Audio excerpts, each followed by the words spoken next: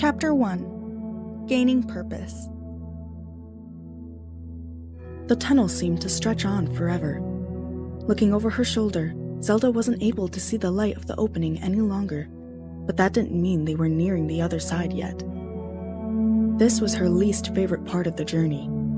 She sighed again, tilting her head, and gave her mother a bored look.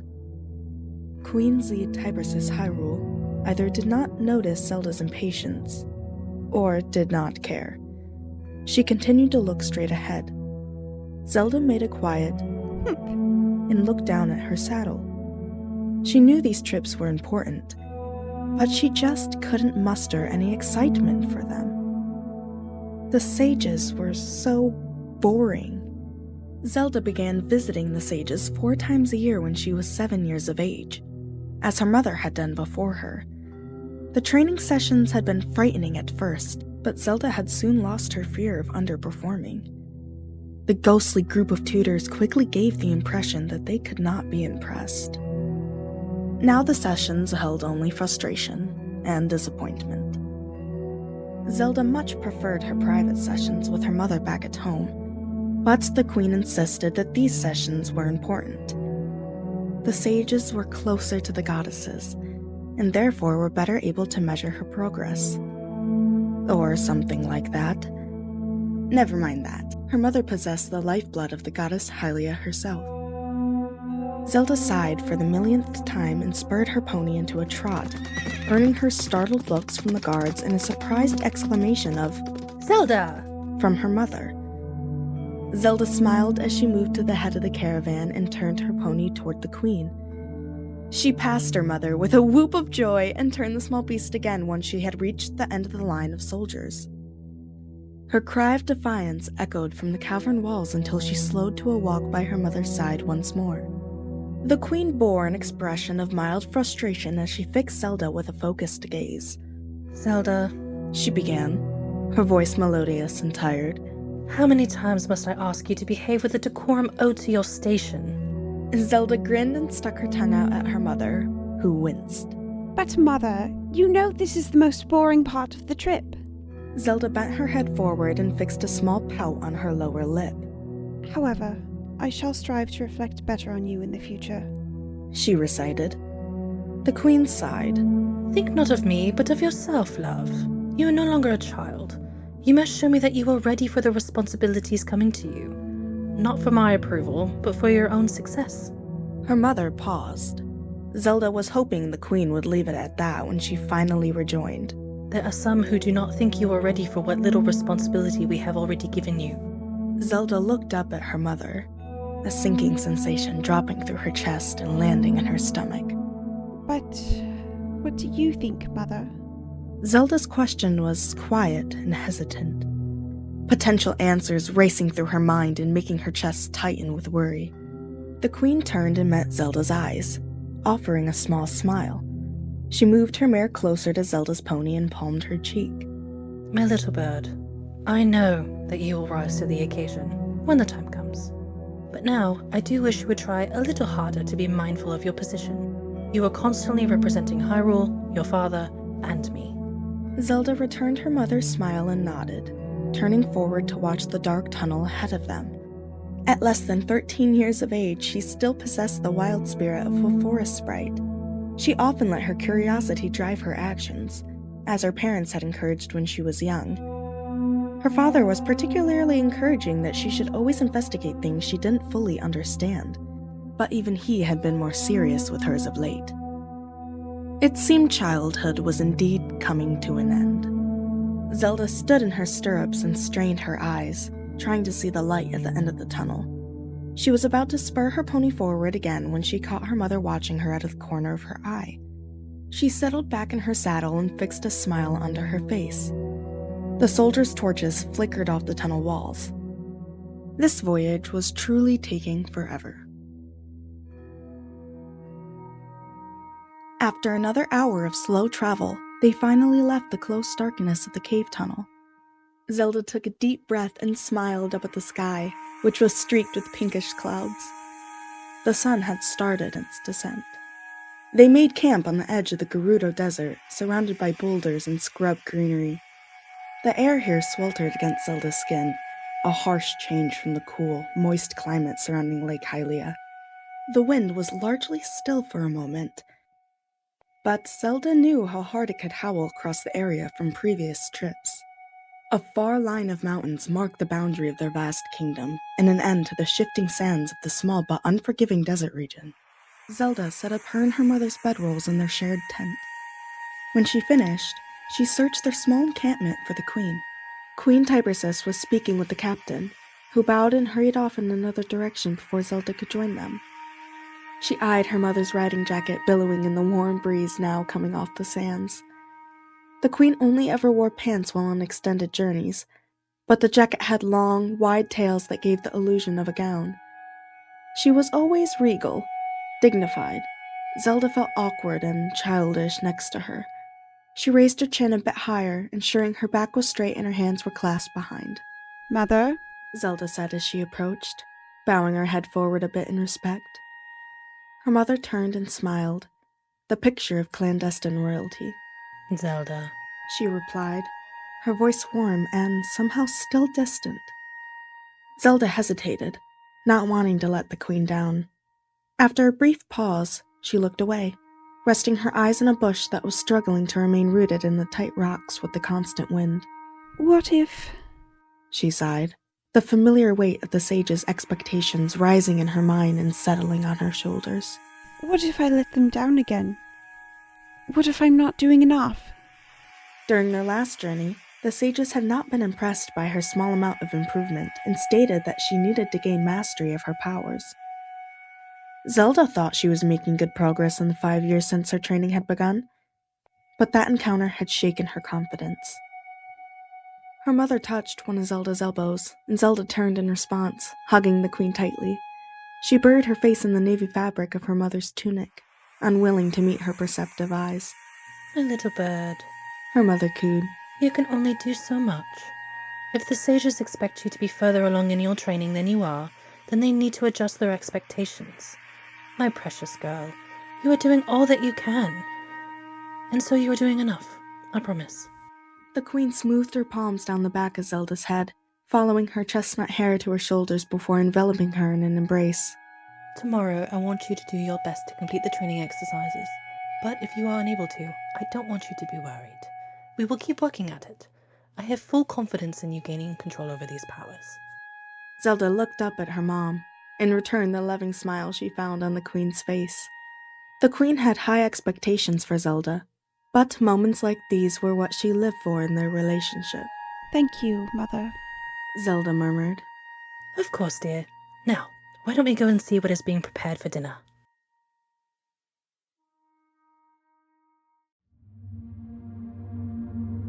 You must concentrate, Princess. The Sage of Fire told Zelda again. She huffed a quick breath, biting back her retort. Remember, the weight should levitate without any imbalance or movement. Now, try again. Zelda nodded her understanding to the ghostly sage. Yes, Master. She replied before turning once again to look at the small pedestal. The short pillar was actually a sundial, but the sages had decided it was a good place to start this exercise. A large round disc, longer than Zelda's hand in diameter, was balanced against the sundial's needle. It bore 3 raised triangles in its center, but otherwise was unadorned. Zelda had been trying to raise the disc to her eye level using her light power alone. This would only be her 4th attempt, but the frustration felt by the sages had been apparent to Zelda since her first. She tried to clear her mind to focus on the quiet well of power hidden deep within her chest. Zelda took in a long, slow breath, released it from her nose with control, and raised her hands. She flourished, rolling her wrist before stilling, her fingers now outlining a triangle around the gold plate in her vision. She exhaled as she moved her hands further apart, tightening the field of magic she had surrounded the plate with. Pursing her lips and dipping her chin, she lifted the glinting metal into the air. It wobbled a bit as it started the ascent, but rose in a smooth motion for the majority of the distance. Once it had reached her eye height, she held it still and stared at it, willing it to remain in the air. The sages behind her hummed, the Sage of Spirit even going so far as to say, "Wonderful control, Princess." Zelda didn't acknowledge the compliment. Any break in her concentration might cause her to drop the disc, and she did not want that to happen now. A brief pause followed. Each second that passed felt heavy, extended by the weight of the plate, the sizzling heat of the sun, and the fear of failure that followed her like a rumbling cloud while in the presence of the sages. Zelda struggled to control her breathing. After her third shaking exhale, she began feeling desperate. Sweat ran down her forehead and the back of her neck. The sun continued to beat down on her. "Very well." The Sage of Fire called, just as Zelda thought she would have to drop the plate.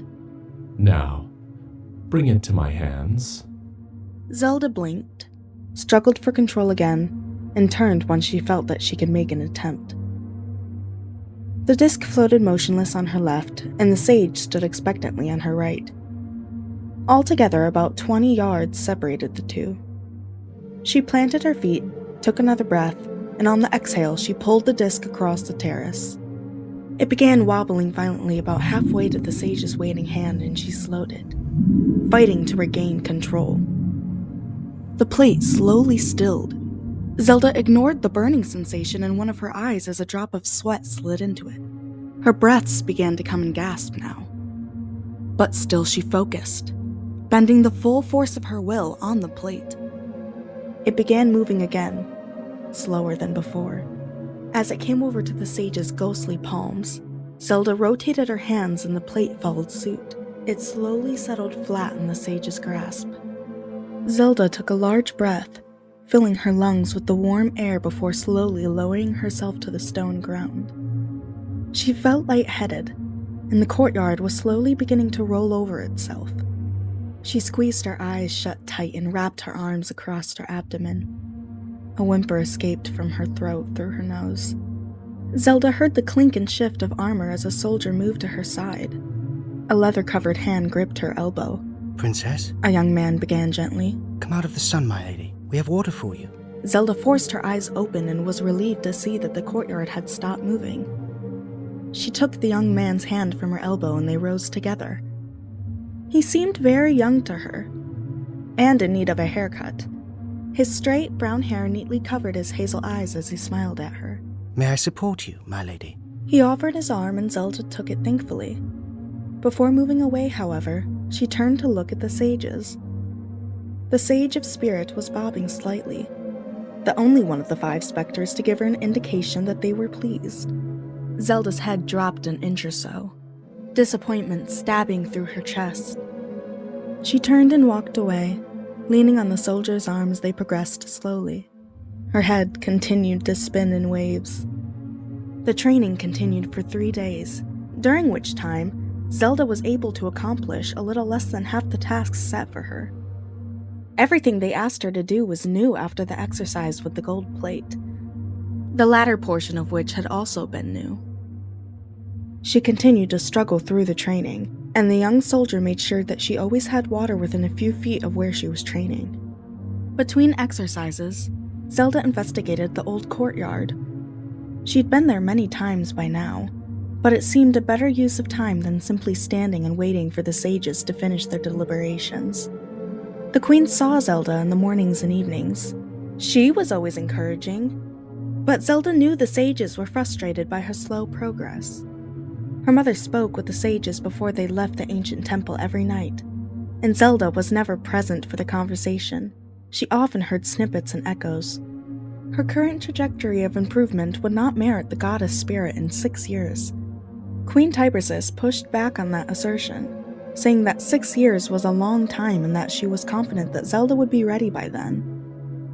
But the words had settled in her heart. The 4th morning dawned cool.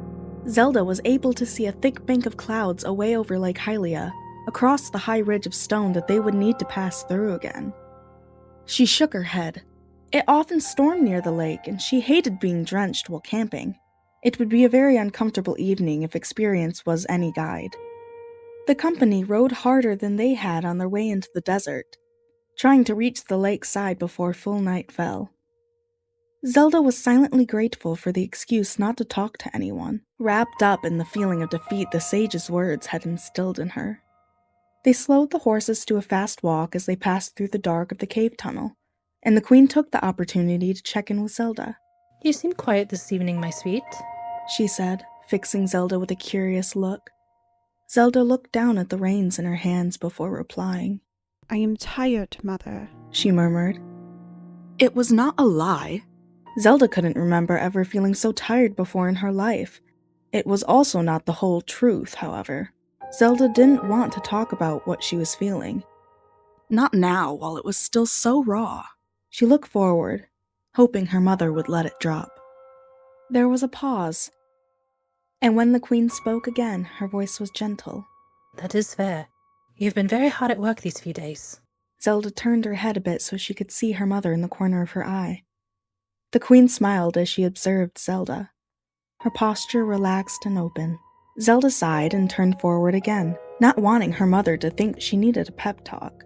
She nudged her pony into a slow trot and aimed for the captain heading their group.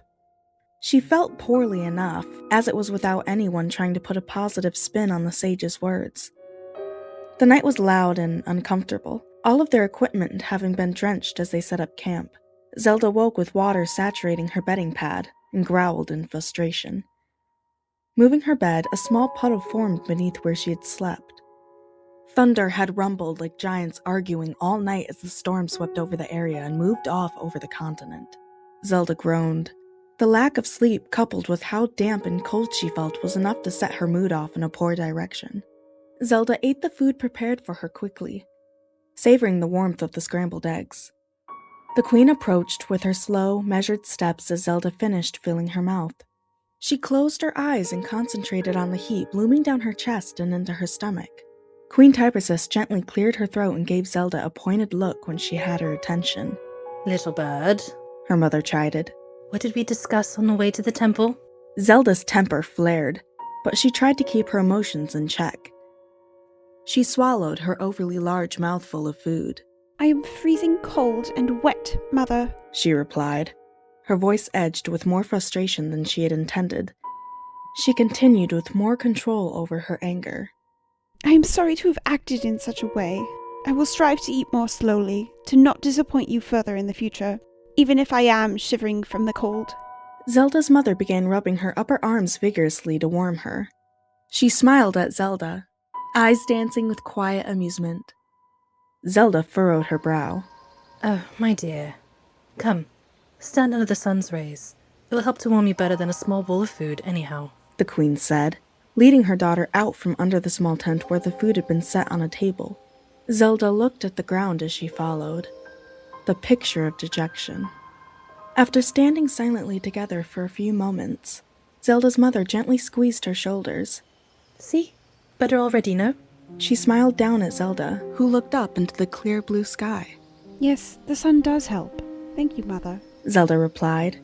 She did her best to put a smile on her face. Will you be going to the spring of Legendarium soon? The queen watched her daughter for a moment before replying. Zelda fidgeted with a button on her riding tunic as she withstood the scrutiny. Yes, little bird. Would you like to come with me?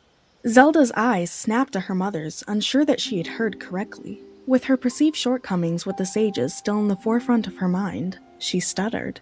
Well, yes, absolutely. I mean, are you sure? But Mother, why now? You usually leave me with the guards, and with what the sages said, Her voice petered to a stop, losing volume as the ramble progressed. She wasn't sure if her mother knew that she'd been able to hear some of what the sages had said, and she didn't want the queen to think that she'd been eavesdropping. She whimpered and put her face in her hands. The queen rubbed a large circle around Zelda's back. Perhaps seeing what you are working towards will help you to focus more easily. And besides, I told you, your father and I want to start giving you more responsibility. Consider it part of your duties as the princess. It will be fully yours one day. Zelda peeked up over her fingers as her mother spoke. When she had finished speaking, the queen wrapped her arms around Zelda and held her firmly against her chest. Little bird, do not mind what the sages had to say. I believe you will come into your power as you grow, just as I did before you and my mother did before me. She placed a kiss on top of Zelda's head, gently swaying them as they stood. One day, you will spread your wings and soar. For now, we will keep training, all right? Zelda turned and looked into her mother's eyes before nodding once. Only then did she let a small smile rise to her face. The cavernous room that housed the light spirit Legendarium glittered around Zelda, water droplets on the walls refracting the light that the spirit shone effortlessly from above their pool. The high ceiling domed far above her head like a cathedral, sending the dripping sounds of the pool cascading like wind chimes. Zelda's mouth hung open as she studied the cavern stone walls, the pool of water below, and the magnificent serpent floating before her mother now. Their radiance was almost too much to bear without a screen to protect her eyes. But Zelda didn't want to miss anything that her mother did. The very air of the cavern seemed to buzz with light energy. Zelda smiled, feeling truly blessed to be present. The queen had her eyes fixed on the spirit, her hands flat against her thighs. A soft glow emanated from her upright figure. From where she stood near the entrance of the spring, Zelda couldn't tell what was happening between the two ethereal beings. 1,000 questions formed in the back of her mind, tucked away almost instantly for their conversation later. The light from the spirit intensified, and Zelda squinted, not wanting to miss anything. The spirit suddenly snaked high into the air before arching their back and diving backward, disappearing beneath the water's surface for a heartbeat before resurfacing and returning to its original position facing Zelda's mother. Zelda opened her mouth in wonder. The queen raised her hands towards the sky as Legendarium moved and now held them close to her chest. She reached toward the great serpent after it became still again, and a small ball of light passed from Queen Typersys to the being, bursting and swirling around onto their great chest on impact. Zelda's eyes were the size of fists as she stared at the transfer. A strange longing overcame her, and she knew in that moment what she was working for. As the queen turned and began walking toward Zelda, she smiled. There was much work to do. Chapter 2. A Friend. You must slow down, princess. The gruff voice of Zelda's Sheikah trainer rang across the courtyard as she was again caught in the shoulder by a swinging bag of sand. Zelda did not rise from the flagstones, instead taking an opportunity to massage her sore upper arm. She threw a venomous glare at the man standing over her, his arms crossed and brow furrowed. Ivan, if I go slower, will I not be hit more easily? Zelda turned onto her knees, beginning to push herself upright once more. Her long braids swung over her shoulder with the movement, but she did not feel the fine hairs brush her skin. Her arms and legs were wrapped in a form-fitting dark material, 2 belts strapped to her hips, and one across her chest with various pouches attached to them. A few practice knives were strapped on her thighs, even though she did not know how to use them. Yet. Ivan had told her it was to train her body to move with the extra weight when she'd questioned their presence. As Zelda stood and turned, Ivan's gaze darkened. His eyes roamed over her whole face, taking in every ounce of frustration and defiance. He quickly released a breath in something that might have been a chuckle or a sigh. His eyebrows smoothed away from each other, and he put his hands on both of her shoulders. Princess, you need to learn how to balance action with contemplation. He finally stated. This is a skill that will serve you in both battle and policy. There is an art in knowing when it is best to pause for a breath and when to press on.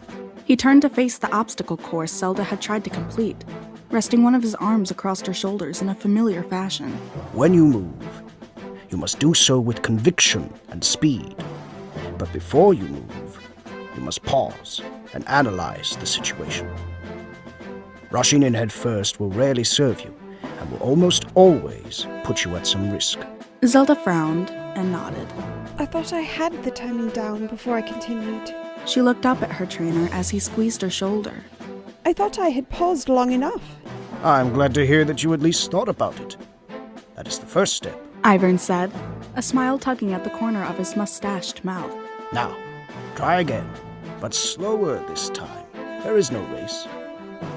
Once you have completed the course, we will practice targeting and finish with some stances. Agreeable. Zelda nodded, already moving toward the beginning of the course. She sank low into a crouch, waiting for Ivern's signal. She breathed in and out slowly. Begin! Zelda dove between the wooden poles of a movable fence, rolling to a stop on the other side. She ducked and dodged around padded wooded arms that rotated continuously on upright posts before skipping lightly across flat, spaced stones. Once at the other side, she paused, crouched like a tiger waiting in ambush. Her eyes watched the sandbags swing once, twice, a third time. She took another cleansing breath before she moved. Zelda slid between the bags, allowing them to swing past her like courtiers swirling in a ballroom. Effortlessly, and with grace. She hesitated a moment before diving past the next bag, the one that hit her 4 times already. And the extra breath of time made the difference. She continued her movement without incident. After the last bag, she dove forward and landed with her hands gripping either side of a short tree stump before launching herself forward and over to land on her toes on another stump. The stump wobbled with her landing, and she paused, quickly dropping into her low crouch, trying to maintain balance and composure. She did her best to ignore Ivern's muttering on the other side of the courtyard. Once grounded again, Zelda dove through a hanging ring and rolled forward on the ground. She sprang up with a whoop, turned to Ivern and grinned. Woo! Did you see? Ivern chuckled and gave a polite court clap before exclaiming,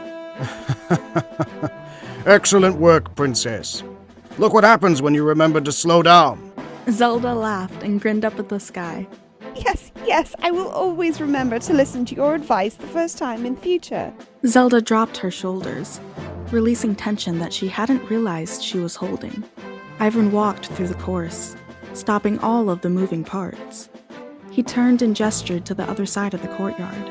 Very good. On to target practice. Ivern exclaimed, eyes bright. Zelda nodded before turning and skipping to a box with small throwing darts resting on its surface. It was not far from the wall, where a target stood waiting for her attempts. Zelda loved target practice, whether with a bow or with her throwing knives. She found hitting the target to be almost effortless. It was nice to only have to focus on fine-tuning the skill, rather than building a solid foundation for once. Unlike with the hand-to-hand combat drills they had started on the day before. Zelda shook her head, lightly banishing the memory. She knew it was a necessary skill, but it would be a hard one to develop. The solid thump of fist hitting stretched leather repeatedly echoed across the courtyard. The sun warmed Zelda's shoulders and the crown of her head, and she reached up to adjust the wrap around the lower half of her face. At least the cloth was white. Ivern barked out adjustments to Phaedra as she continued to bob, weave, and attack the practice dummy in front of her. Her short, white blonde hair clung to her forehead. Zelda tilted her head, watching her training partner's efforts and trying to absorb the information Ivern was giving her. Her trainer had brought the other girl to join them 6 months ago as Zelda's skills with hand-to-hand combat progressed slowly, and the princess felt that the addition of a training partner had catapulted her skills. Phaedra was a young recruit to the palace guard. Her Sheikah heritage gained her a place amongst the other trainees, all sons of the city. As the only girl in their ranks, Ivern thought it prudent for her to receive extra training and had seen it as an opportunity to introduce the girls. Kate, stop!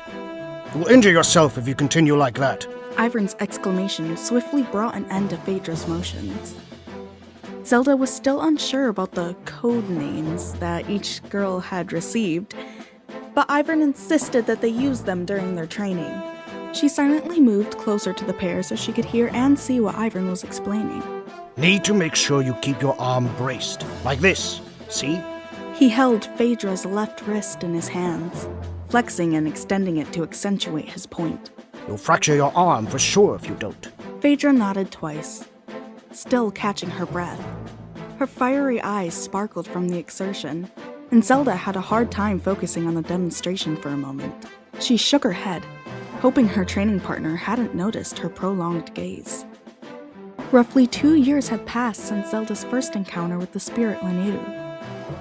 2 years had seen the princess focus hone and her skills develop rapidly. 2 years had passed with increased responsibility and social exposure. The king and queen had begun evaluating suitors for their daughter, and the added pressure at court felt like a distraction and an annoyance to Zelda. She relished her time training with Ivern, and now with Phaedra. The other young woman was slightly older than Zelda, and just about the only friend Zelda had. The young soldier who had helped her with the sages became a permanent member of her personal guard after that trip, but Zelda avoided talking with him, tete-a-tete to quell rumors, and her mother's hopes. In the past week, Zelda had hosted tea with 2 young noblemen and 1 officer of rank. She found the interactions boring at best and uncomfortable most often, her obvious lack of interest making the suitors behave more nervously than they may have otherwise. As a result, the princess worried that the feelings developing in her heart for her friend were simply a result of loneliness. However, she had never felt this way before for anyone else. Her heart rose into her throat while watching the other woman move at times, and her laughter made Zelda's heart soar. Unsure of how to progress and not wanting to ruin their friendship, the princess had quickly decided to leave her feelings unaddressed while she continued to focus on her training. After all, that should be my priority above all else, she reasoned. Ivern watched Zelda perform the same drills, giving tips and pointers as she progressed, before calling their training session finished for the day. He grinned and nodded encouragingly at the pair, rubbing his jaw absently before saying, I'm very pleased with your progress, both of you. Very pleased indeed. He then began breaking down the practice dummy before adding, You should be able to spar with each other in another few months, I expect. Zelda gasped, and Phaedra groaned.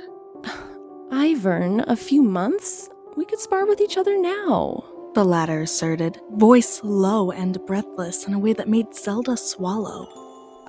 Yes. She added, immediately bouncing on the balls of her feet and bringing her hands up in front of her chest. We certainly know enough skills to string together a match. The older man snorted and rolled his eyes, tucking the last piece of his dummy back into its large carrying bag. It's not a lack of knowledge that worries me, Sheik. I don't want either of you inadvertently injuring the other. We will get to it soon enough, he said, eyes twinkling. Practice makes perfect, after all. Phaedra groaned again, feigning a swoon as she leaned on Zelda's shoulder and hid her face. Oh, your lack of faith wounds me, Ivern. She moaned. Zelda giggled at her friend's dramatics. As long as you aren't wounding each other, I think I can live with that. He replied with a wink. He sighed and shook his head before continuing. I do have a meeting to attend, so I will leave you two. Until our next meeting. With a wave, their mentor hastily retreated from the courtyard. Phaedra straightened and turned Zelda to face her. Well? Zelda blushed as her friend's red eyes locked onto her own green ones, thankful for her face wrap. You heard Ivern. I don't want to hurt you, Zelda offered quietly. Phaedra chuckled and released Zelda's shoulder before dropping into an active fighting stance. Come on, Sheik. I think he was more concerned about me hurting you. I'll go easy on you, Phaedra taunted, eyes flashing in challenge. Zelda shook her head, but smiled beneath her fabric. You'd better not, Zelda shot back, dropping into an active stance and launching herself at her friend almost immediately. The pair worked their way through a slow sparring session, both attacking and defending in turns and laughing together. Zelda realized that it was nice to just exist, to not have any expectations hanging over her head in that moment. Sure, once they left the courtyard, it would be back to her usual expectations, but for now, all that mattered was her and Phaedra having fun. After a particularly spirited assault from Zelda, Phaedra suddenly launched herself at her middle, tackling her to the ground. They each grappled for control, but soon collapsed against each other, their laughter rendering them disarmed. Zelda curled on her side, arms wrapped around her waist while Phaedra remained draped over her body. The older girl braced her hands on either side of her friend and smiled as their laughter began to fade. Are you alright? Phaedra asked, sure of her friend's answer. Zelda reached up and pulled her own face wrap down, grinning at her friend. Yes, she began. But I think that's enough sparring for today. Phaedra pushed herself back into a squat and pulled Zelda to her feet. As you wish, Princess. she said as she squeezed Zelda's hands in hers. Zelda looked down at the ground between them, praying her friend didn't notice the blush spreading across her cheekbones. I'll see you tomorrow? She asked, pushing an imaginary strand of loose hair behind her ear. Phaedra's smile widened. Yes, of course. Rest well, princess, she said, finally releasing Zelda's other hand. She held Zelda's gaze for a moment longer before turning and dashing across the courtyard. Zelda took a deep breath and released it before turning toward her own chambers. She held her hands together as Phaedra had held them a moment before. No, she wasn't sure of her feelings and what they meant. Zelda did know that she would do anything she could to keep the friendship that had formed between them, though.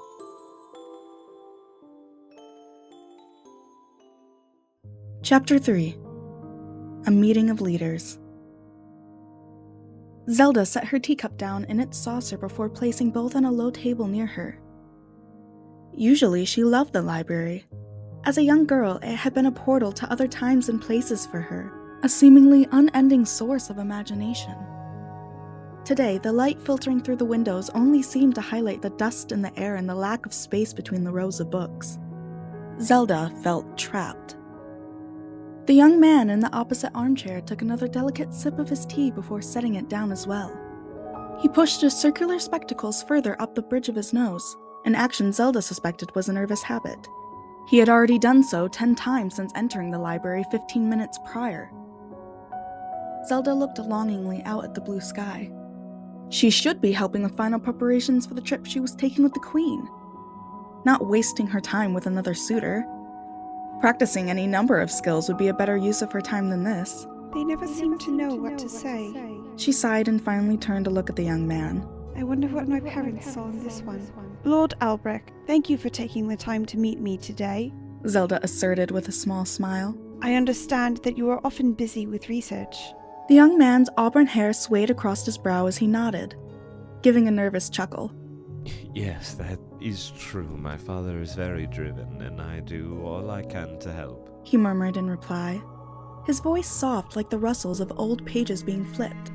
He cleared his throat and sat up a bit straighter in his chair before continuing. Of course, Your Highness, it is a great honor to spend time with you. His voice became stronger with the claim, and he even tried a smile as he looked at Zelda.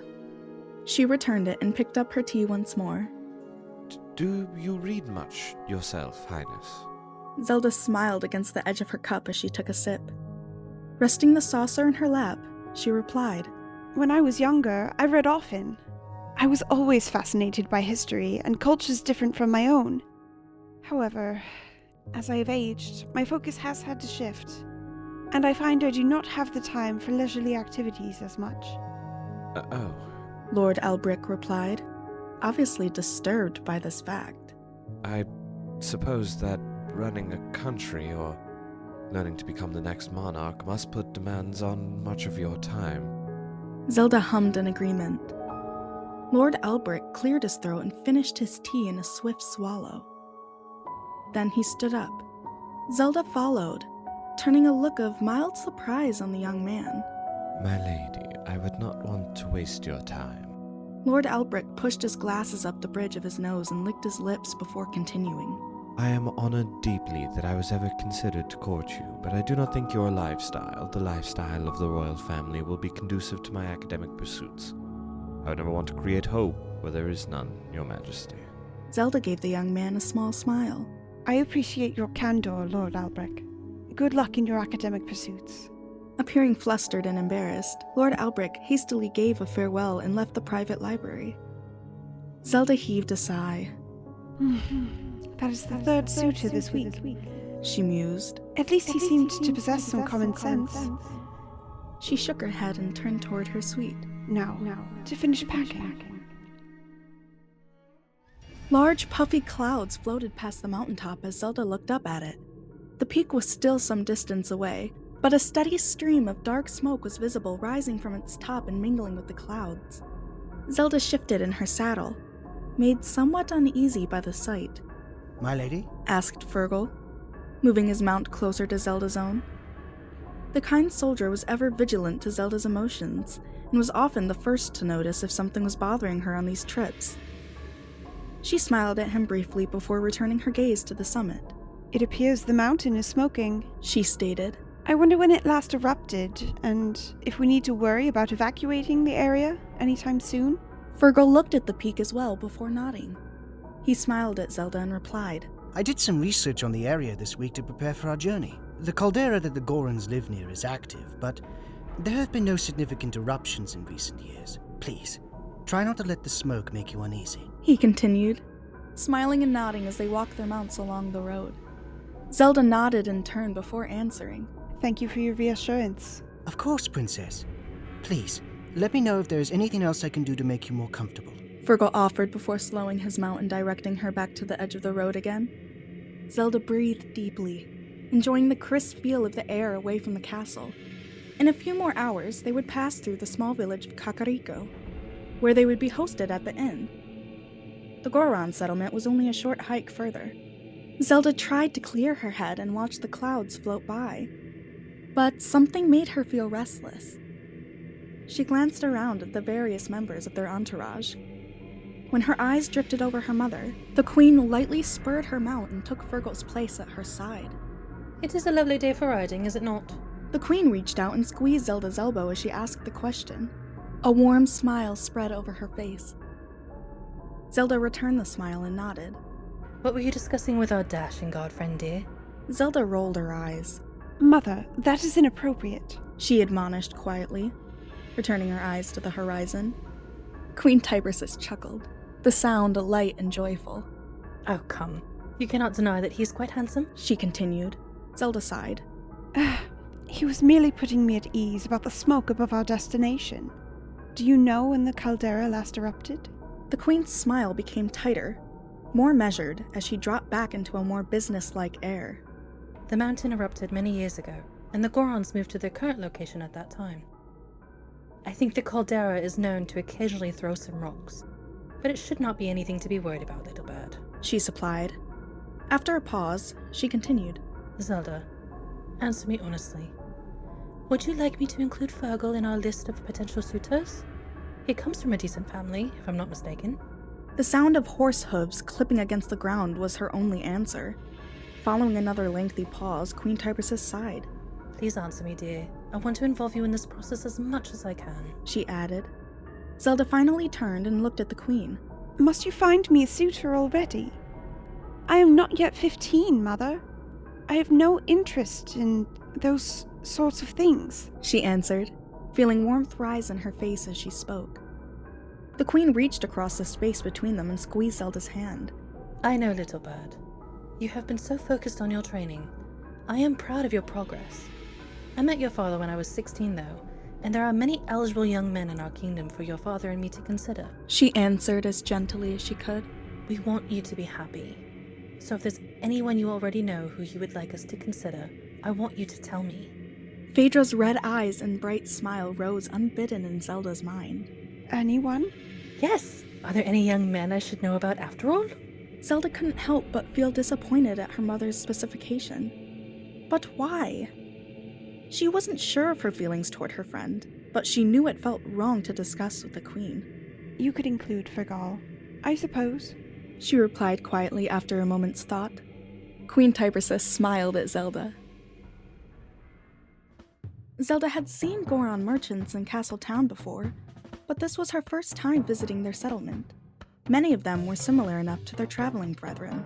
However, Zelda had to catch herself and intentionally look elsewhere a handful of times while they waited for everyone to gather. The Council of Goron elders were as varied in shapes and sizes as the wildflowers in Hyrule Field, begging her curious mind to stare. When all of the gathered Gorons had finally settled, the oldest and frailest member of the council stood and hobbled forward, leaning heavily on his walking stick. My brothers, He began, opening his arms wide and glancing around the crowd. the council has come to a decision. The new patriarch of our tribe. Here he paused for breath. Zelda struggled not to giggle at the dramatics. The new patriarch of our tribe is Brother Darvis. As one, the Gorons planted their feet and brought a fist to the open palm of the other hand before their chest. They then bowed their heads and chanted. Chief Darbus, may his strength never fail us. Zelda also dipped her head in respect for the gravity of the moment, and the solemnity held by the Council of Elders. A hulking monster of a Goron emerged from the inner sanctum, draped in a robe of red with golden accents. The motif of their people was proudly stamped along the robe's hem in gold and repeated in continuous joining crests to make up the bangles he wore around his ankles. He walked forward until he filled the space left amongst the elders, where he also planted his feet and joined his hands. The cavern was filled with the sound of his booming voice as he asserted, I am honored and greatly gratified to be chosen as our new patriarch. May my strength never fail to grow the success of our tribe. Zelda looked on with awe and admiration as the Gorons sent up a great cheer for their new leader. The whole exchange felt traditional, but still deeply profound. She wondered briefly if she would ever be able to feel so connected to her people. Her parents claimed to be servants of their citizens, but Zelda always saw them as above their people in every interaction the royal family had with common folk. Not here, though. The warmth of familiarity and mutual trust was palpable amongst the Gorons. Before she could run away with her thoughts, the queen touched Zelda's elbow lightly and nodded toward the crowded patriarch. We should pay our respects, she murmured, and Zelda nodded quickly. Yes, I am excited to meet him, she whispered back, beaming before checking her emotions. Smoothing an imaginary crease from the front of her skirt, Zelda said, I mean, it will be good to show our support for our fellow leader. Her eyes drifted to the queen, who allowed a small smile to curl her mouth. Indeed, little bird. Come along, her mother replied, taking Zelda's hand and resting it on her own forearm. Zelda held her spine as straight as she could, and tried to embody the idea of floating across the floor as she moved next to the queen. The crowd of excited Gorons parted to admit the royal party to the council. Your Majesty, one of the elders began. We are truly honored to have you present today. His words came slowly, like the low grumble of thunder still at some distance. I trust your travel has not been too difficult. Queen Tibersis smiled her honey golden smile and replied, Not at all, Elder Goron. We were honored to receive an invitation and overjoyed to accept.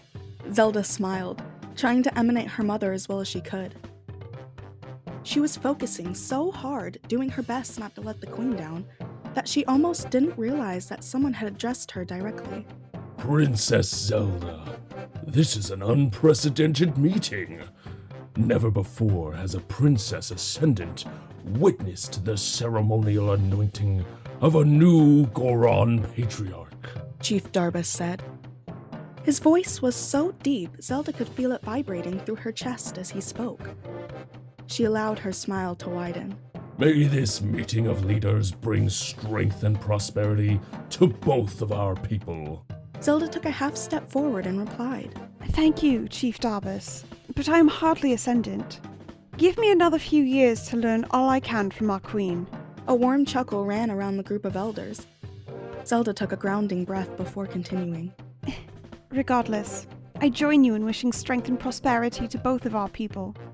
May Hyrule continue to prosper for many years to come. As Zelda and the Queen made their way back down the mountain path, they were surrounded by celebration.